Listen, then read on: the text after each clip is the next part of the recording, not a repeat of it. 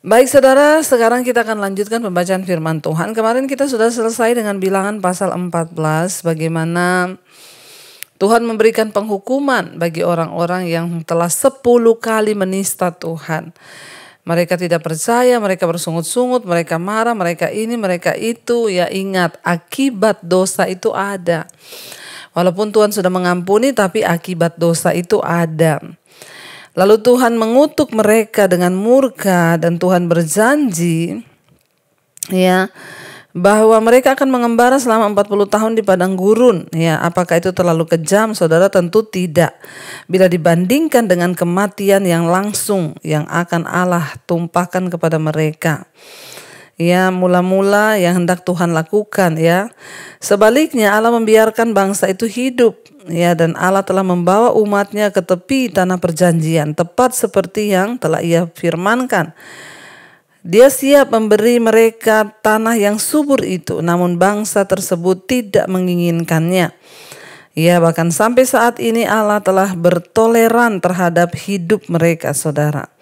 Berkali-kali bangsa itu menolak untuk percaya dan taat kepadanya.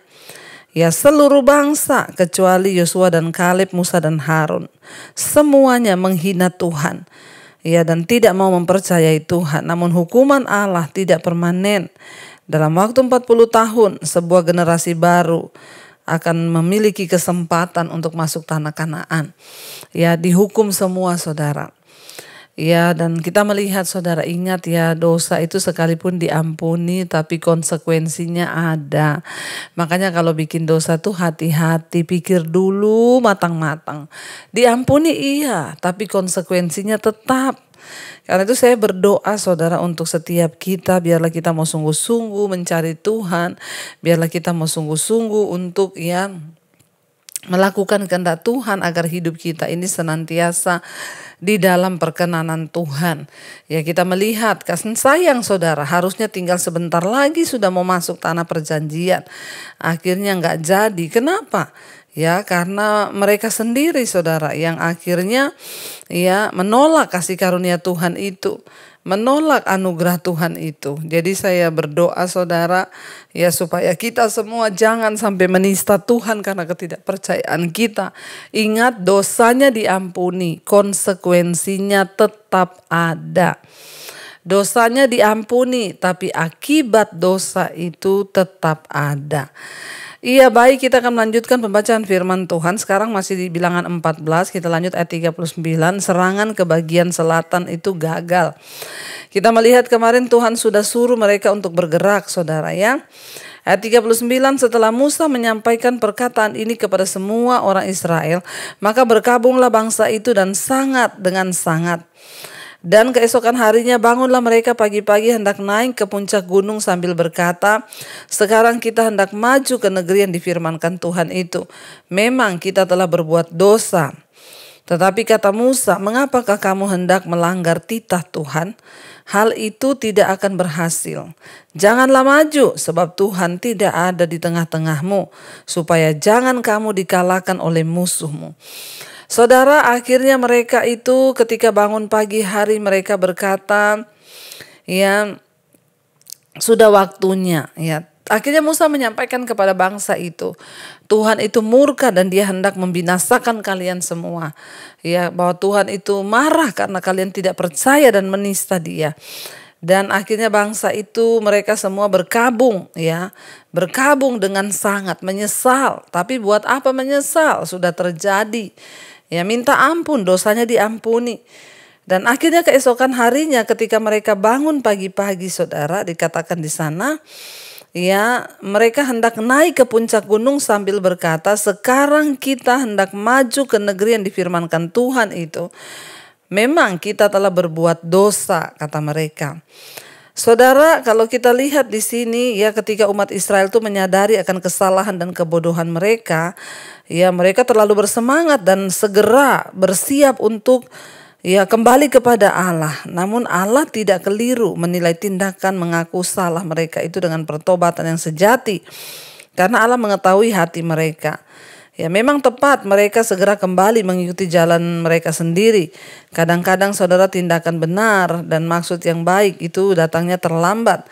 Ya kita tidak hanya harus melakukan apa yang benar, namun kita juga harus melakukan dengan cara yang benar seperti yang Tuhan mau. Ya karena Allah itu menginginkan ya ketaatan yang ya total kepada Tuhan, saudara. Yang kita melihat di sini ketika mereka itu bangun pagi-pagi, mereka merasa mereka sudah minta ampun kepada Tuhan. Mereka bersegera untuk naik, saudara, ya, untuk menyeberangi negeri itu. Ya, mereka ini begitulah, saudara. Ada orang itu kalau tobat, ya langsung terlihat rohani, langsung kepengen gitu, seolah-olah mengikuti Tuhan. Jadi hidup ini biasa aja, saudara, ya. Yang terpenting ketaatan kita, yang terpenting adalah niat kita, ya, niat hati kita. Kita mau sungguh-sungguh, jadi nggak usahlah terlalu yang kelihatan wah, kelihatan gini, kelihatan gitu. Yang penting adalah kita ini memperlihatkan hidup yang sungguh-sungguh bertobat. Ya lalu mereka akan segera naik, tetapi Musa berkata kepada mereka, "Mengapa kamu hendak melanggar titah Tuhan? Hal ini tidak akan berhasil. Janganlah maju, sebab Tuhan tidak ada di tengah-tengahmu, supaya jangan kamu itu dibinasakan, ya, dikalahkan oleh musuhmu." Apa konsekuensi dari dosa yang harus mereka bayar, saudara? Yang pertama, penghukuman. 40 tahun mereka akan berputar-putar di padang gurun, dan penghukuman yang berikutnya Tuhan berkata, ya hanya Yosua, Kaleb, ya yang boleh berhak masuk, dan orang-orang keturunan mereka yang di bawah 20 tahun. Ya semuanya dibinasakan. Lalu yang berikutnya konsekuensi dosa itu adalah apa? Tuhan meninggalkan mereka. Makanya ketika mereka bangun pagi-pagi, mereka bertobat, mereka kepengen langsung, ayo kita masuk ke negeri itu. Musa bilang jangan maju, sebab Tuhan tidak ada di tengah-tengahmu, supaya kamu jangan dikalahkan atau dibinasakan oleh musuhmu. Ya langsung mereka mau masuk ke negeri itu, tapi Musa ingatkan, jangan maju, ya Tuhan udah bilang jangan dulu. Kalau kamu maju tanggung sendiri resikonya, karena apa? Ya karena dia bilang di sana, ya Tuhan akan menghajar kamu, ya, dan musuh-musuhnya akan membinasakan engkau, karena Tuhan tidak ada lagi di tengah-tengahmu.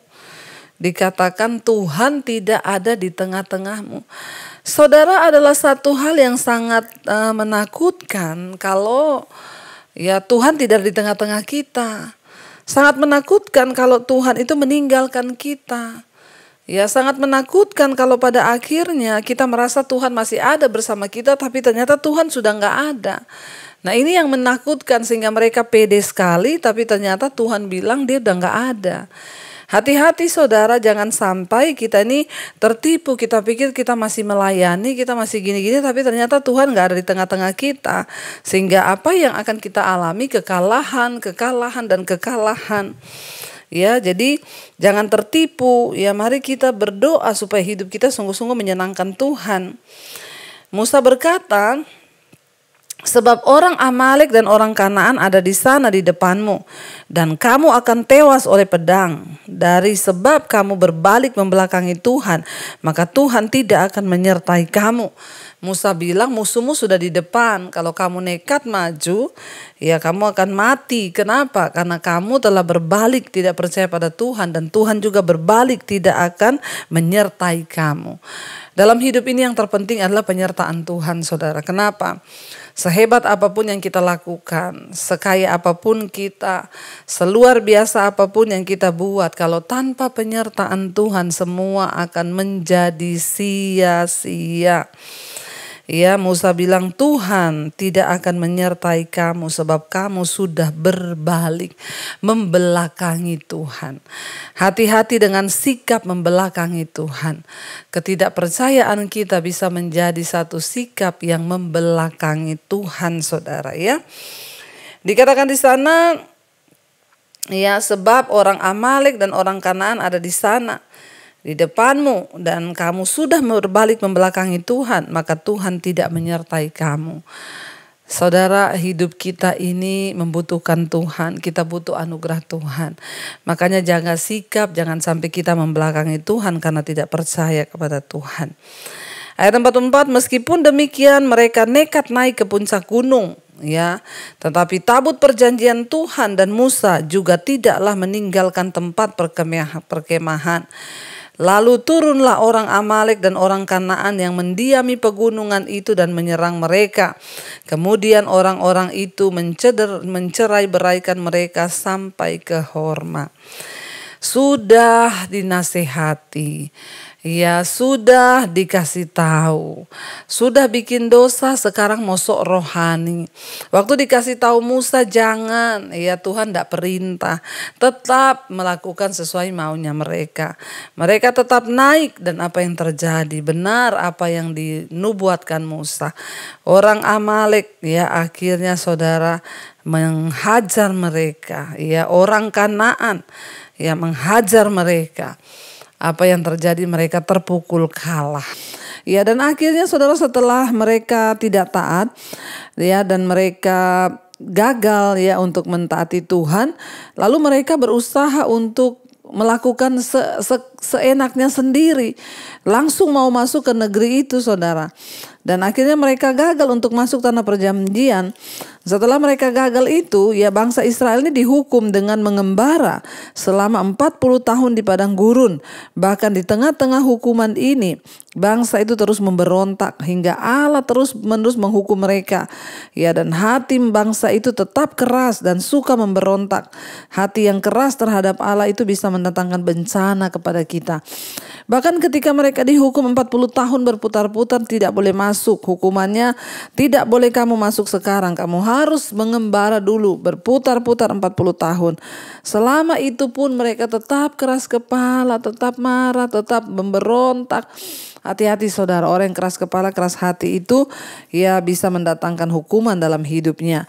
Ya, dan ketika mereka itu dalam pembuangan di dalam pengembaraan selama 40 tahun di padang gurun, ya Tuhan terus memberikan mereka peraturan-peraturan. Kalau kita lihat di Bilangan 15, tapi ini saudara baca sendiri saja karena ini adalah pengulangan dari peraturan-peraturan tentang korban api-apian, tentang korban dosa yang tidak bersalah, tentang orang yang melanggar sabat. Ini semua sudah kita baca, tetapi di Bilangan 15 ini diulangi lagi dan saya tidak akan membaca karena ini sudah ya tinggal pengulangan lagi dan tentang korban, tentang ini dan itu, ya tata cara mereka beribadah kepada Tuhan, apa yang harus mereka lakukan diingatkan lagi saudara. Ya, tetapi tetap saja mereka langgar. Jadi kita akan melompat langsung ke Bilangan 16 saudara ya. Bilangan 16 di sana dikatakan saudara pemberontakan Korah, Datan dan Abiram. Ya, saudara bisa baca sendiri Bilangan 15 karena tidak terlalu banyak yang akan kita bahas dan itu sudah pengulangan. Kita akan membaca sekarang ya Bilangan 16 saudara. Bilangan 16 di sana judulnya adalah pemberontakan Korah ya. Pemberontakan Korah di sana dikatakan ya pemberontakan Korah, Datan dan Abiram. Korah bin Yisyar bin Kehat bin Lewi beserta Datan dan Abiram, anak-anak Eliab dan On bin Pelet, ketiganya orang Ruben, mengajak orang-orang, dikatakan di sana, ya mengajak orang-orang untuk memberontak melawan Musa beserta 250 orang Israel. Ya, dan pemimpin-pemimpin umat itu, yaitu orang-orang yang dipilih oleh rapat, semuanya orang-orang yang kenamaan.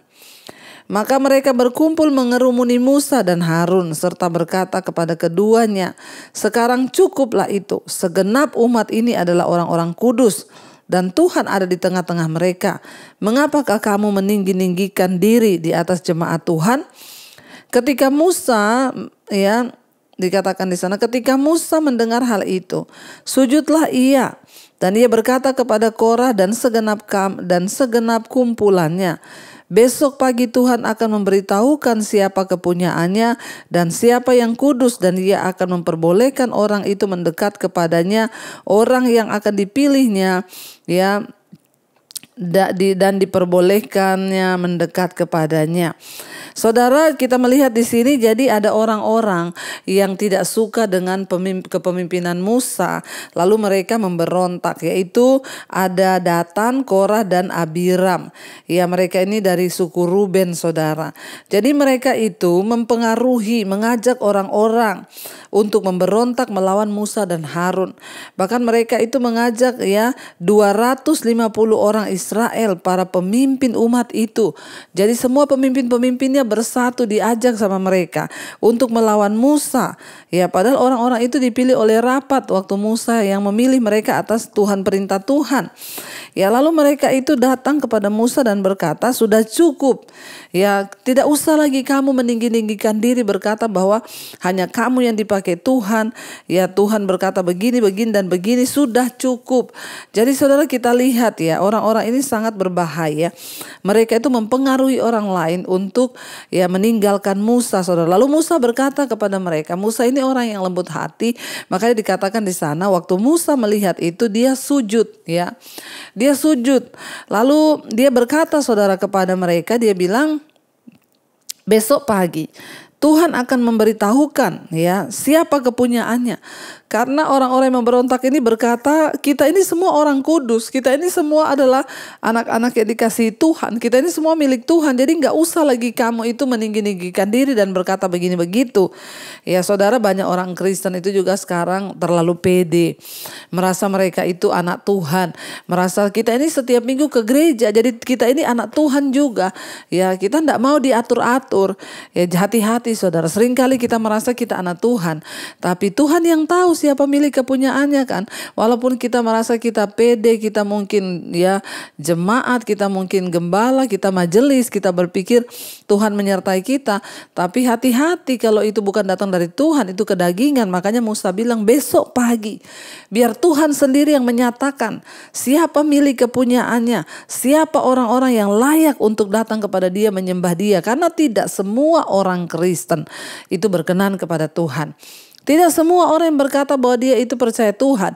Tidak semua dari bangsa ini yang berkata mereka mau mengikut Tuhan itu bahwa mereka semua berkenan pada Tuhan. Maaf saudara, ya tidak semua saudara, ya. Dan kita akan melihat di sana ketika Korah dan teman-temannya melihat keuntungan dari pekerjaan sebagai imam di Mesir. Imam-imam orang Mesir itu memiliki kekayaan dan pengaruh politik yang besar. Ya, jadi hal yang Korah inginkan bagi dirinya sendiri. Korah itu mungkin beranggapan bahwa Musa, Harun dan anak-anaknya itu berusaha membuat imam-imam Israel sama dengan semacam mesin politik dan dia ingin menjadi bagian di dalamnya. Dia tidak mengerti bahwa keinginan utama Musa adalah melayani Allah, bukan menguasai orang lain. Memang pada zaman itu saudara, imam-imam itu mereka memiliki kekayaan, dikatakan di sana karena memang mereka dihormati, bahkan orang-orang yang punya pengaruh itu hormat kepada mereka. Jadi mungkin Korah ini memiliki keinginan kalau dia ini menjadi imam seperti Harun, dia juga seperti Musa, maka dia pikir dia akan mendapat penghormatan, dia akan mendapat kekayaan. Saudara, seketika kita melayani Tuhan sebagai hamba Tuhan, kekayaan, kehormatan itu hanya bonus yang bukan tujuan kita mencarinya.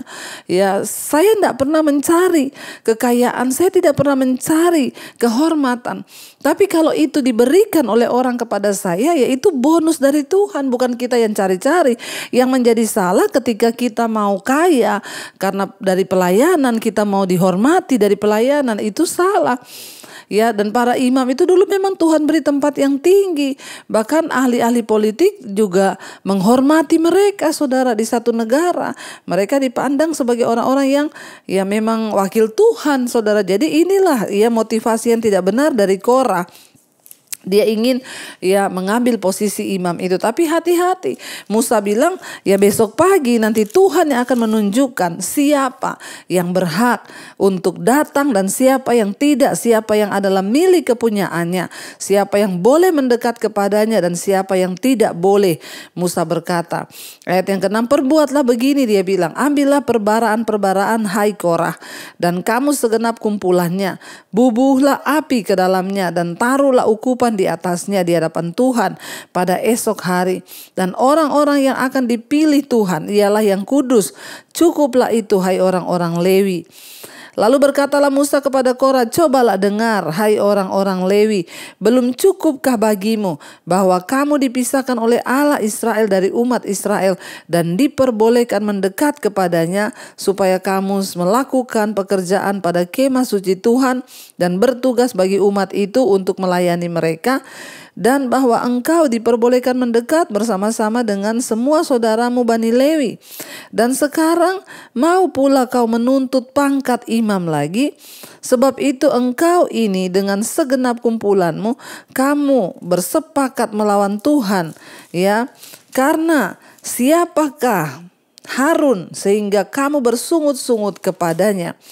Saudara, Musa melihat melalui tuntunan, ya, dia melihat tuntutan-tuntutan mereka itu adalah satu motivasi, ya, yang tidak benar dari mereka. Beberapa orang Lewi menginginkan kuasa dari pekerjaan imam.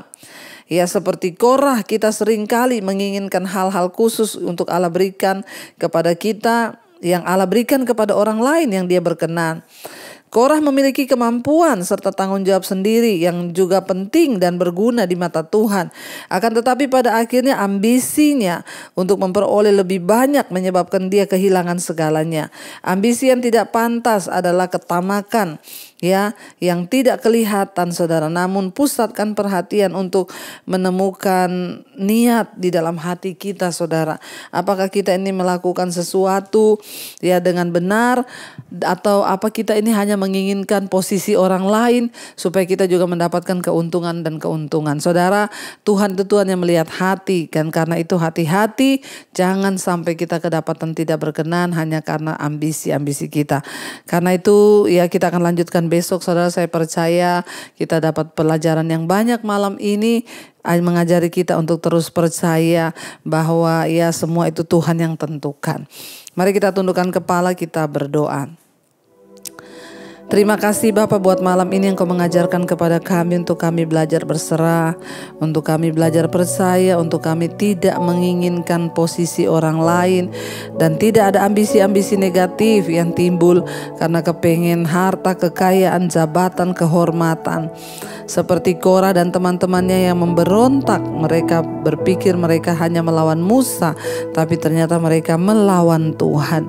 Ajar kami menghormati orang-orang yang dipilih Tuhan. Ajar kami menghormati otoritas yang Tuhan berikan. Dan kami menghormati orang-orang yang dipilih Tuhan dalam hidup kami. Ajar kami juga punya motivasi yang benar dan bukan ambisi-ambisi. Tuhan, ubahkan hati dan hidup kami. Diberkatilah Engkau dalam hidupmu, diberkati rumah tanggamu, diberkati pekerjaanmu, diberkati usahamu, diberkati keuanganmu, dan Engkau akan jadi berkat bagi banyak orang. Karena itu terimalah kiranya berkat dari Allah Bapa, cinta kasih Tuhan Yesus Kristus, penyertaan Allah Roh Kudus menyertai hidupmu mulai hari ini bahkan sampai kali yang kedua. Tuhan Yesus datang menjemput kita, nama kita tercatat dalam kitab kehidupan. Dalam nama Tuhan Yesus yang percaya diberkati, katakan bersama, amin, amin, amin. Tuhan Yesus memberkati. Shalom dan Immanuel.